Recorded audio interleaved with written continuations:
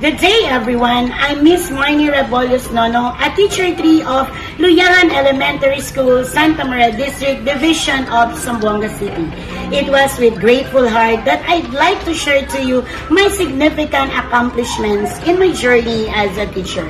As I envision myself to be part of producing good, quality, and globally competitive learners, I have accomplished and received the following. To begin with, I was awarded as District Demonstration Teacher, Best in District English Teacher, Best Implementer in Reading Intervention in the classroom that held zero and reduced non-reader in the district level, a Bronze and Silver Girl Scout of the Philippines awardee, a recipient of Commendations Award from USAID and awarded as Demonstration Teacher in the USAID Whole School Reading Program. I was also given the chance to recognize